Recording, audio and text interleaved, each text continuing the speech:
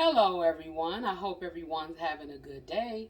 Today what I'm going to make for you is my smothered beef chuck roast. Now as you can see, I have started off with two roasts, beef chuck roasts, that I have already fried. I fried them and browned them on each side, okay? A little oil. And then next what I put in my beef chuck roast is red potatoes.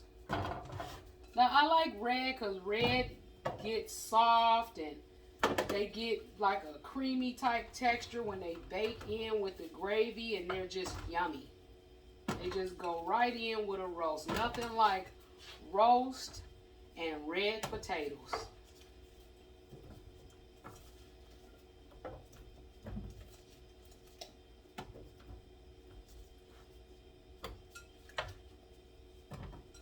And roast, as you know, roast is a whole meal. You make it as a whole meal.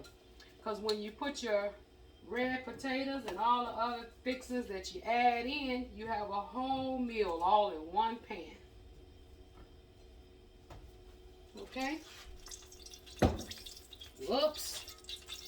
We got the grease popping a little bit. We're not ready to use that, not just yet. Then we want to put our onions. Now I love onions, so I put about 2 cups of sliced onions in mine. I really love them. Plus onion brings a really good, delicious flavor to your roast. Okay?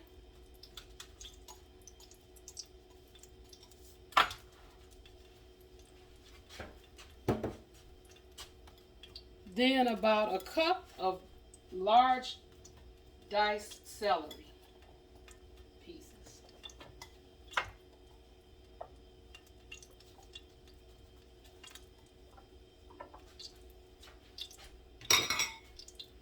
Last but not least, carrots. I do baby carrots in mine. I like them. I like them small and little, and they're just little bite size, and to me they're just the right size for a roast.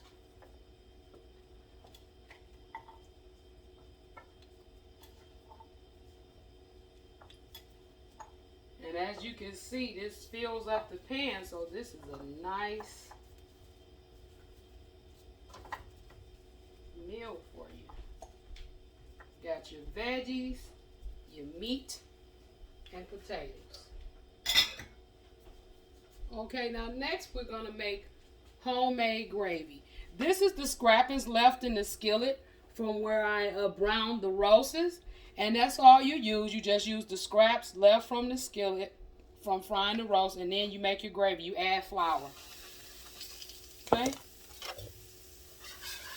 And you want to stir.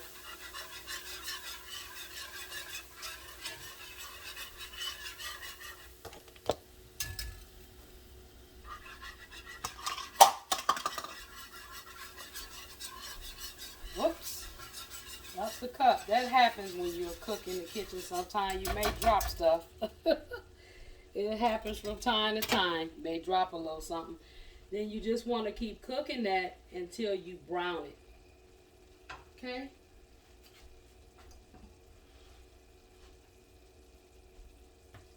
A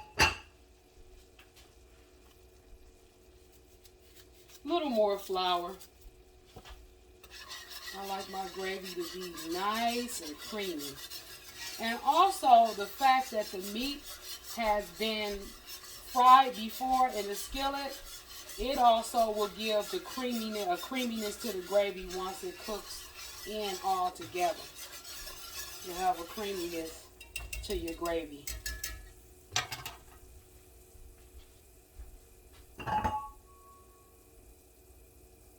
Look for a certain consistency in my gravy. So I add a little flour till I get the consistency that I'm looking for. And that looks about right. And then you want to cook it till it's golden brown. You also need to season your gravy.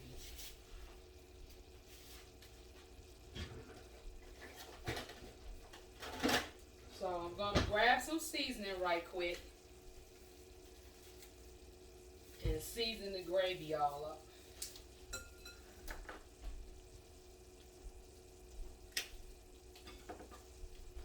I do a little seasoning salt,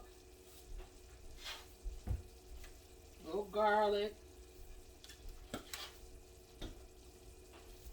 onion powder, just like a teaspoon of each, and some black pepper.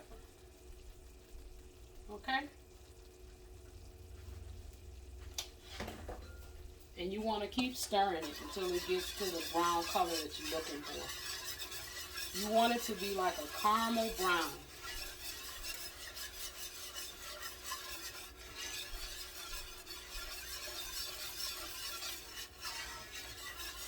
Just keep stirring it.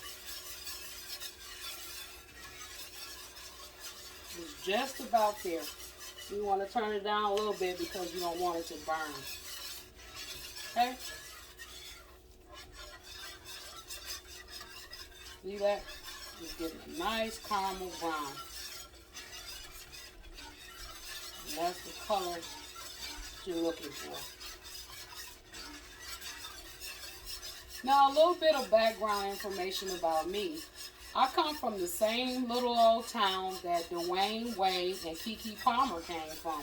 Little old town called Robbins, Illinois. And what can I say about Robbins, Illinois coming up? I can say that Robbins was very fun. It was awesome to grow up in Robbins, Illinois. This gravy is about ready for me to add water to it now. This is like 3 cups, but you add as you go. You know, to the consistency you think it should be.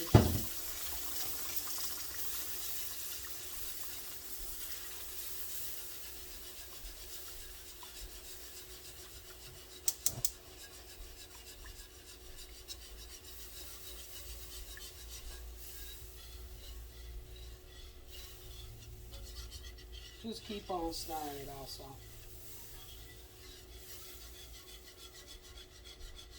Keep stirring it and then just let it simmer a little bit as you're stirring it.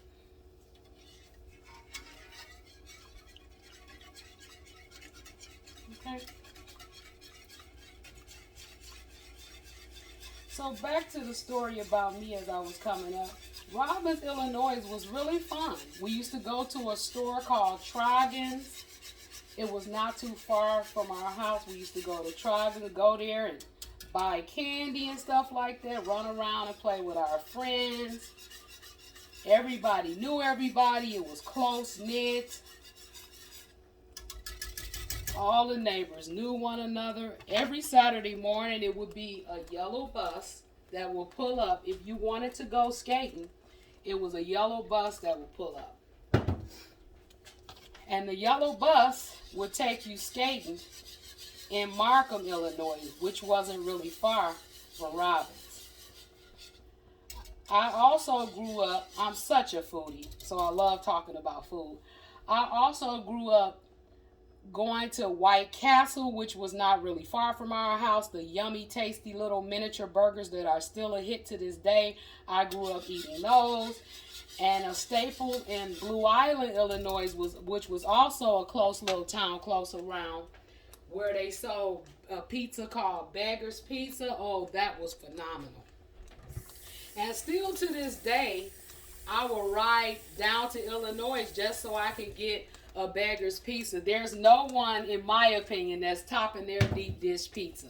I've been eating their pizza since I was a girl, and I still love them, and they still have the same great taste to it. It's really good, very good pizza.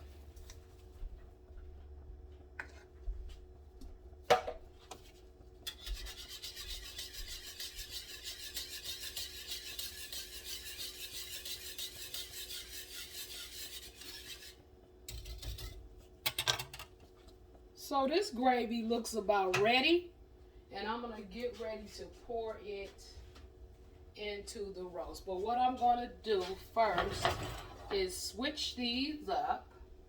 I'm going to put the roast and the veggies and everything over here where you can see how nice it looks. Okay?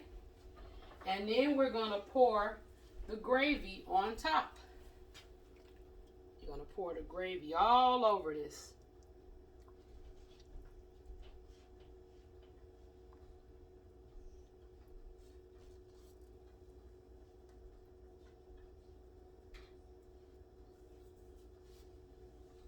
Grab a little spatula so I can get the rest of that out of the skillet.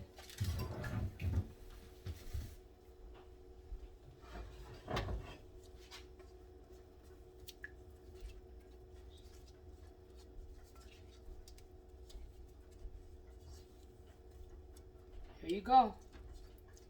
Look at that nice creamy gravy.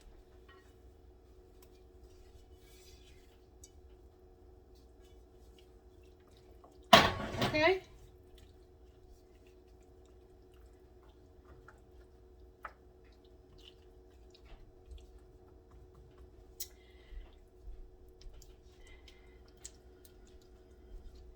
And back to the continuation of growing up in Robbins. Yeah, but I grew up there and it was very fun. That's what I can say. I loved it. If I could do it all over again and go back to my childhood days, I definitely would. And it's obvious that awesome talent comes from Robbins, Illinois, if I may add. Dwayne Wade is a fabulous basketball player, and Keke Palmer is an awesome actress. So that's always really exciting to know that you and someone else that you grew up in the same town are doing awesome. People that come from the same place you come from is doing awesome in their life, which is really great.